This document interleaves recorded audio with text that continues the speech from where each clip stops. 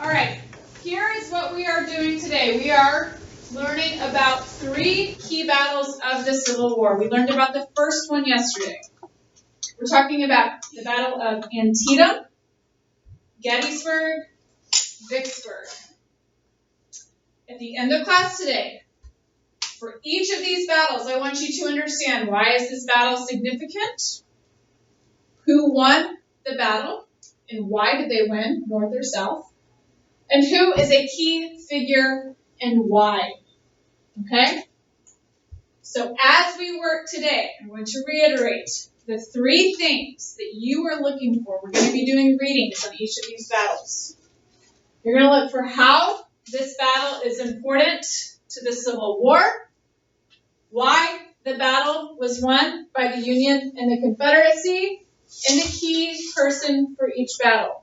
You've noticed I have posted this criteria or list right here, so you can refer back to this throughout the entire class, okay?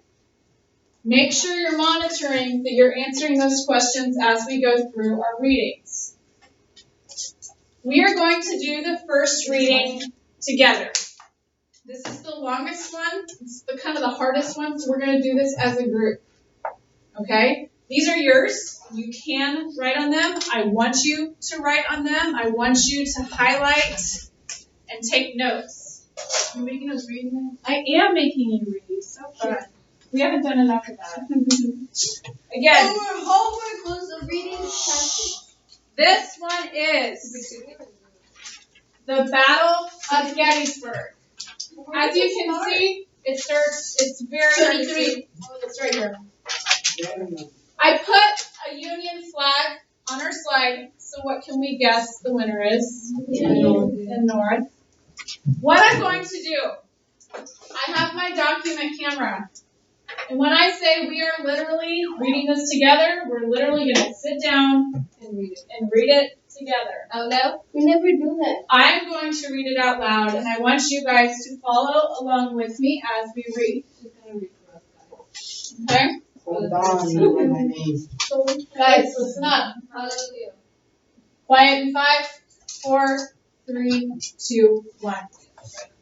Pay attention to the questions that I'm asking myself as I'm reading and highlighting.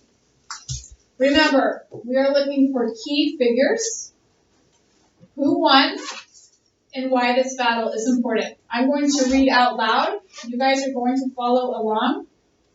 Highlight or use your marker or pen to annotate. Are we all on the same page? Yep. Okay. In May 1863, the Union had an important loss at Chancellorsville. Is the Union the North or the South? No. The Confederacy, under the leadership of Robert E. Lee and Stonewall Jackson. Oh, I'm going to stop. What do I see here? I see people, so let's highlight. Can I just box it up? That's fine. Okay, the Confederacy, under the leadership of Robert E. Lee and Stonewall Jackson, defeated a larger Union force in a bloody, terrific battle. The Confederacy lost 13,000 men at Chancellorsville, including Stonewall Jackson. Oh, okay. Well, let's cross him off because that guy just died. And the Union lost 11,000. The South's win at Chancellorsville likely led to overconfidence among the Confederates. They believed they couldn't lose. I'm going to highlight that because one of my questions is, who's going to win the battle? So right now, if this is all we have to go on, who thinks they're going to win this battle? The South. The South has overconfidence. They are prideful. Confederate General Robert E. Lee, we see Lee again, led his troops north to take advantage of the momentum or progress they built. So they're feeling good about their win. He brought together 75,000 men who were well fed, I'm going to underline that, and had high morale. What is morale? If you have high morale, Confident. you're feeling good. You're happy. So they just won a battle. They are well fed, they're rested, they're happy, they're feeling good.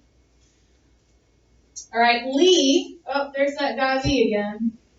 Lee planned to follow Grant. Let's see, we don't know who Grant is yet. Grant's practice of living the land, taking food and what troops needed from farms and houses along the way, and demoralize, which means to discourage the Union by defeat in their own territory. So that's not very nice. Robert E. Lee wants to beat Grant in the Union on his own turf. Okay? That's pretty bad when you lose at home, right? All right. In their own territory. At the same time, President Lincoln directed his latest general, General George Gordon Meade, to find and destroy Lee's army. So this is our northern leader. We really haven't heard much about that guy, have we? What name has continued to pop up? Lee. Robert E. Lee. Okay? We're all on the same page? Okay, let's keep going. As the Confederate troops marched north, a division, or a group of 17,000 to 21,000 soldiers commanded by General A.P. Hill, heard that there was a supply of shoes in Gettysburg, Pennsylvania.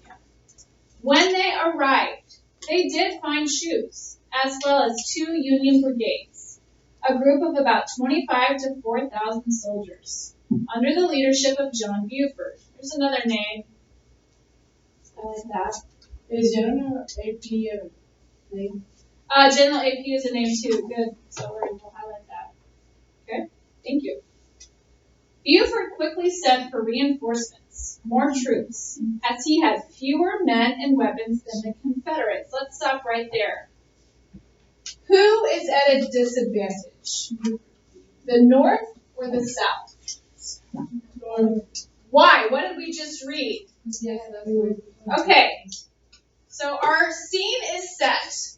The Confederacy is overconfident. They have just won. They are well fed. They are high morale against the North. What have we learned about the North? They have fewer men and fewer weapons. If we had to make a prediction right now, who would win? The South. Okay, so we could write South win with a question mark, because we don't know yet. For 2 hours, Buford's troop held off the larger Southern force until they were reinforced by men from John Reynolds' Tough Brigade. I'm not going to underline that, because now we're getting some names that we're just hearing once or twice. Okay? If we hear it again, we'll underline it. By the afternoon of July 1st, there were 24,000 Confederate soldiers fighting 20,000 Union troops. So who has more men? So again, this is reinforcing that idea that who do we think is going to win? The South. The battle was at first a stalemate, a tie, since the Confederacy had more men. But this is important. The Union, what? Had better precision. I'm going to write above this, foreshadow.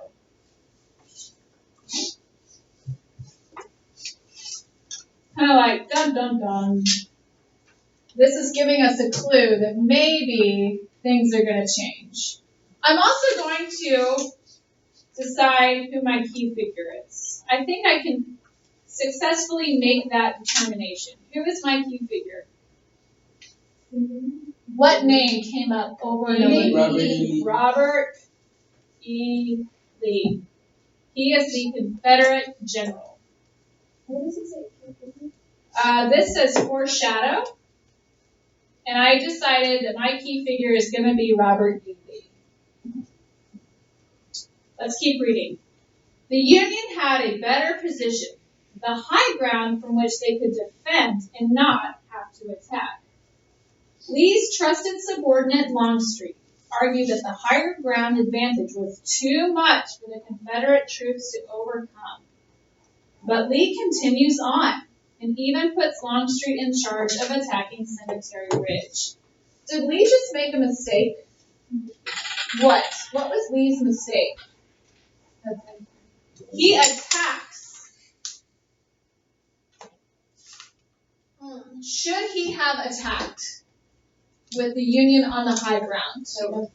Even his general told him it's not a good idea, but what does Lee do? We're going to go back to that word. He is overconfident. He attacks anyway. Okay? Although they suffered horrendous or terrible losses, the Union troops continued to use the high ground, pushing back Confederate attacks in the two Round Top Hills. Of particular note was the courage of the 20th Maine Regiment, commanded by a former professor at Bowdoin College, Joshua Chamberlain. After one-third of the well, we already decided our key figure. Who's our key figure? Very good.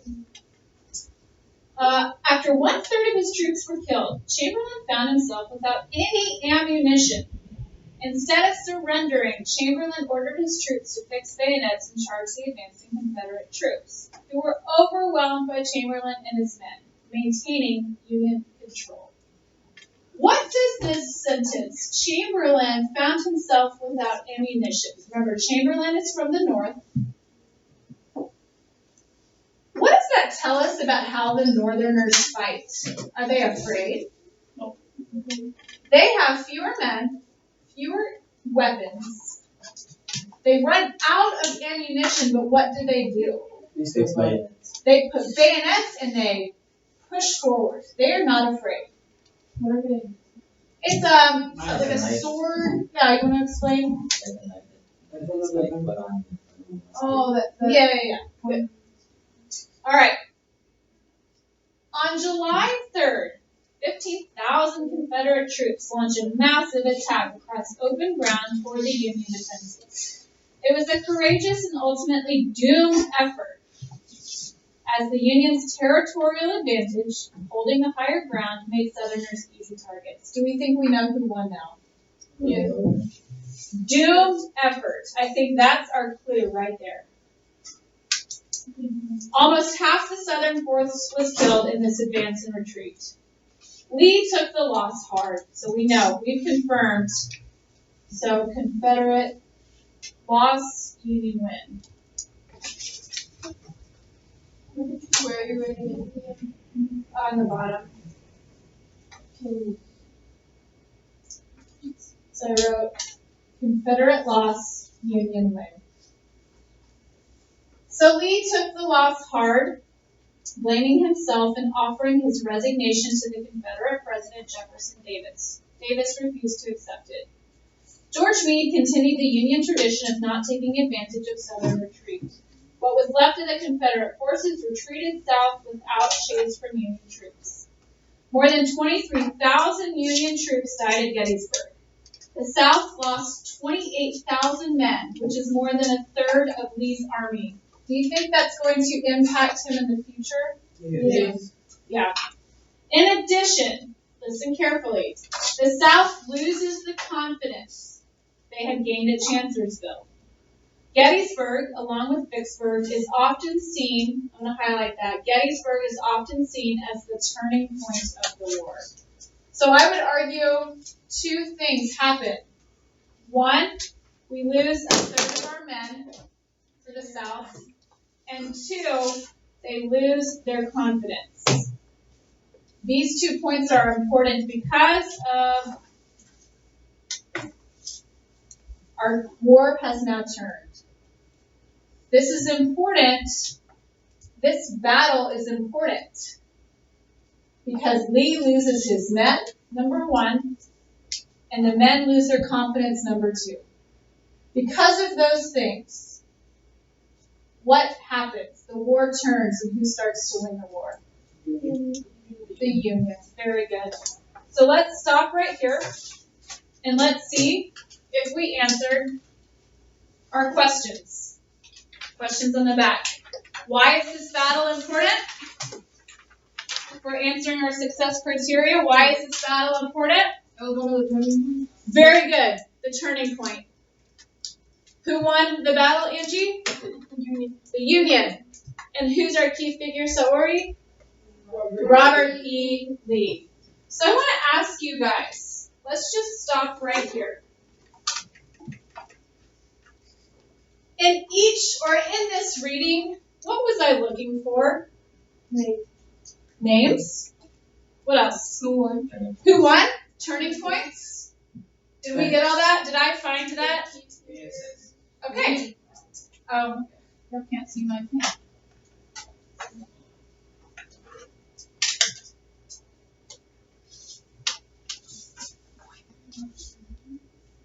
So we found our facts. I found what I was looking for.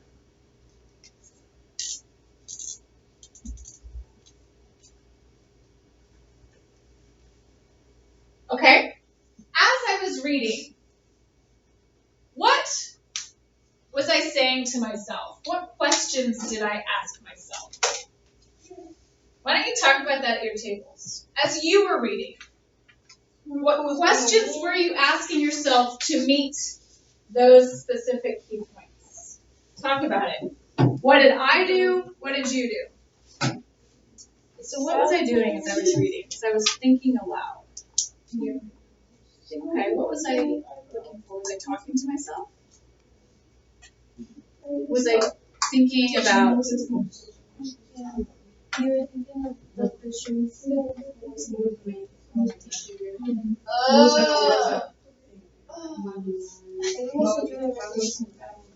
Okay, so if you're reading, what should you be doing? Okay. All right, quiet. 5, 4, 3, 2, 1. Erica, what questions did I ask myself? How did I find my key criteria? Because you were looking for the important names and you wanted it to you chose the name that repeating ones. I looked for repetition. Very good.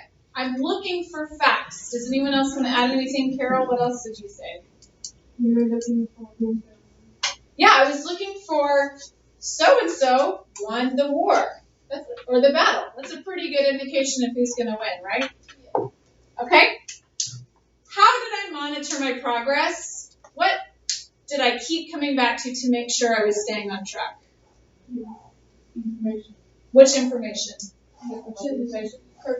Right there. Those questions. Do you see how easy it is to read when you know what you're looking for? Okay, we're going to do this together for the next battle, the Battle of Vicksburg. Except instead of me doing this up here, I want you to do this with your elbow partner or the people at your table. You're going to do exactly what I did, only you're going to do it with a partner instead. You will be reading. You can write on this. You can annotate it. This is Vicksburg. This is the Battle of Vicksburg. I'm going to give you guys 7 minutes. I want you to keep the success criteria in the back of your mind. I want you to highlight, annotate, and in your journals, answer the questions. You can even write this as kind of a shorthand. Battle of blank. Well, this one's Vicksburg. Who won? Tell me who. Who is important? What's your key figure?